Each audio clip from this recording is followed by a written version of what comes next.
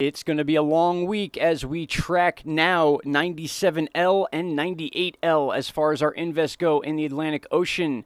One at 70%, disturbance 2, and disturbance 1 at 50.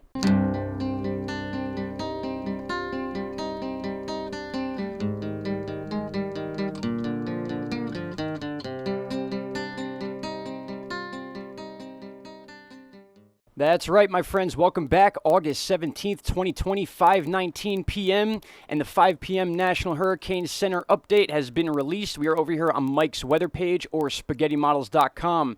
Check this out. Our two disturbances we talked about yesterday have changed a little bit. The first one, 50% chance of cyclone formation over the next 5 days.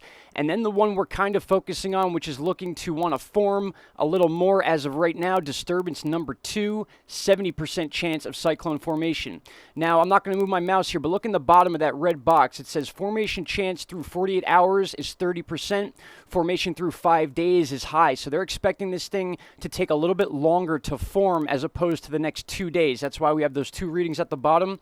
As far as disturbance number 1, 20% chance over the next 48 hours and 50% over the next 5 days. So basically what they're saying here is they're letting more time for this form. They believe it's going to be a slow forming storm. Both of them actually, the 70% more than the 50%.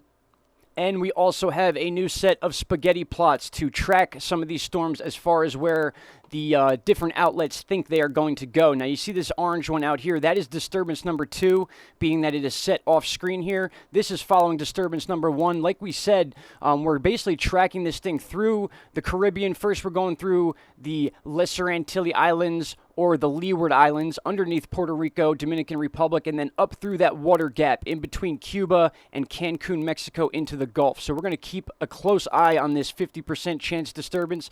But like I said, the 70% one back out here is showing more chances of formation to something more serious. Once again, we are back on Tropical Tidbits. We are going to be looking at the CMC model. That's the Canadian model. We have the European model next, and then the GFS. And I also have another version of the GFS we're going to look at and explain a little bit about what this is here. A little bit into the future, but we'll still talk about it. The Canadian model, this is what we have so far. You can see I'm set on August 17th here. We move forward a little bit. We can see that this would have been the end of Josephine up here. Josephine has basically disappeared. We don't have anything to talk about as far as Josephine, but the two invest. Here is that first one at 50%, as you can see right here. And then when we go back to it, this is the second one that is at 70% right here, just to give you guys a lineup of what we're looking at here. So over the next couple days, let's see what these two invests want to do, because we are showing strengthening in the coming days, which is very important to look at. So as we move into the 18th, the 19th, and the 20th, you can see them kind of coming and going a little bit. Not too much action as far as this chart. When they do pop up again, I want you to notice where. We got one right down here in the southern Caribbean area, and then one making its way towards the Lesser Antilles and Leeward Islands.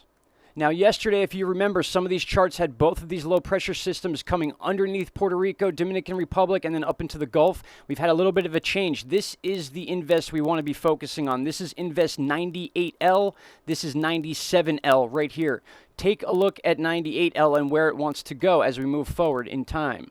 Above Puerto Rico, basically clipping the top of the Dominican Republic and Haiti, going into the southern area of the Bahamas, right over top, almost in between Cuba and Florida, and then into the Gulf, where 97L will already be. We are going to look at 97L as well, but you just take a look at what the Gulf is going to be looking at if this does stay true. And I'm going to back this up a little bit just so you can see 97L once again. So if I bring it back to the 24th, we see 97L right here, 98L behind it, kind of getting in between Cuba and Florida, as we said. But just take a look at the final path it wants to take as of today. This may change even in a few hours, but the projected path is heading towards the Gulf. Now, what's interesting is what I'm going to show you on the European model. The European model has 98L coming onto the east side of Florida, which is a little bit different than yesterday. So we'll line up again. August 17th, we are now at the European model, and let's follow the two invests. As you can see, one here and one here.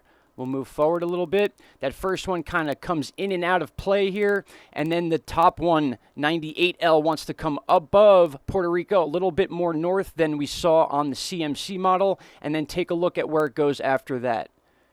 East coast of Florida, putting the Carolinas and the Outer Banks at threat as of today. Again, very much room for change. I'm not sticking to my guns on any of these predictions. I'm giving you the information we have as of right now. So that will be the European version. Now, as far as the GFS goes, a little more drama for the GFS. As we can see already, we are on, let's get back to the 17th current time, and we'll track these storms once again. So here would be our first invest.